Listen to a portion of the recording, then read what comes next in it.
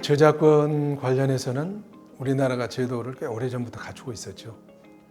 세계적으로도 앞서가는 나라라고 이렇게 보시면 되고요.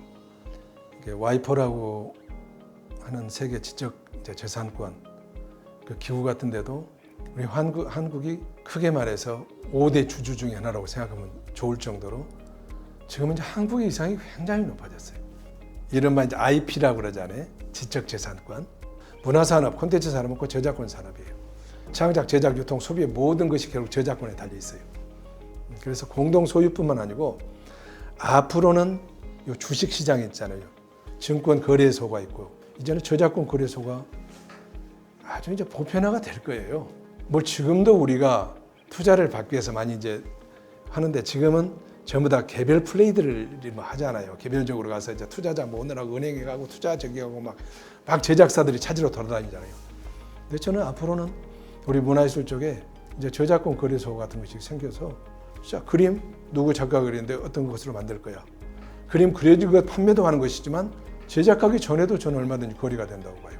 또 작품 자체도 거래를 하는 것이고, 자 뮤지컬 만드는데, 영화 만드는데, 방송 드라마 만드는데 모든 걸 가지고 저는 그 장에다가 아까 플랫폼이 만들어진 것을 이른바 유선이나 무선을 통해서 소비하도록 만드는 것이라고 하면 이것도 역시 플랫폼이지.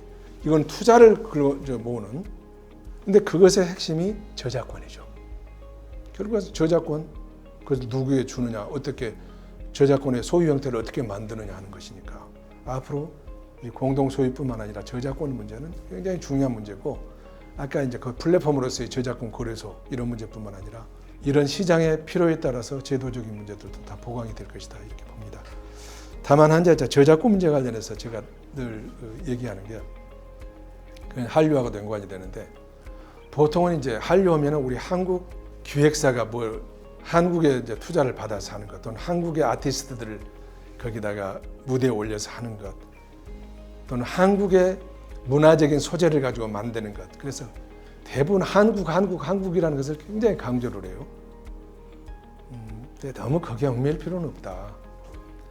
우리 한국에 정말 기획사가, 제작사가 있다고 하면 다른 데서 많은 투자를 받아야죠. 그리고 우리 한국의 문화적인 소재가 아니면 어떻습니까? 다른 나라 것도 가지고 우리 것을 만들어버리면 되는 것이지. 디즈니에서 하고 있는 대부분의 요 애니메이션이나 이런 것들을 보면 솔직히 미국의 뭐 전설이 그렇게 많습니까? 미국의 역사가 길어가지고 설화가 많습니까? 다 다른 세계 방방곡곡에 있는 설화나 전설이나 뭐 이야기나 뭐 이런 것들을 활용해서 다 만드는 거잖아요. 마찬가지로 저는 문화적인 소재뿐만 아니라 투자도 다른 데서 받고 무대에 올라가는 음악이든지 또는 공연하는 사람들인지 이런 아티스트들도 꼭 한국인만 꼭 하는 것이 그것만이 한류는 아니라고 봐요. 그래서 한국에 저는 지적 재산권을 한국의 회사들이 가지고 있다고 한다면 저는 그것도 중요한 한류다 이렇게 생각을 합니다. 그래서 아마 유대인 투자자들을 보면 알 거예요. 대부분의 세계 미술 시장이든 음악 시장이든 통상적으로 70~80%를 유대인들이 가지고 있다고 이제 흔히들 얘기를 하는데 그렇다고 해서 유대인들이 모든 분야에서 가장 뛰어난 예술가들을 가지고 있습니까? 아니지. 그러나 세계 최고의 사람들을 불러 모아서 무대를 만들고 그것을 가지고 제작해서 다른 데다 지적 재산권을 가지고 전부 다 유통시키고 판매하는 거잖아요.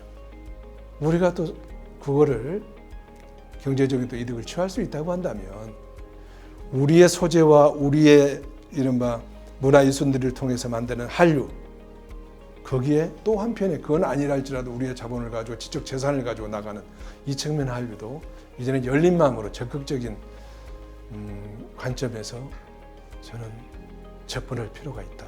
다시 말해서 외국 같은 경우는 그 나라의 것을 활용해도 저는 된다. 현지화 이런 것들도 저는 앞으로 지적 재산권, 저작권 이런 측면에서는 굉장히 중요하다라고 이렇게 보고 있습니다.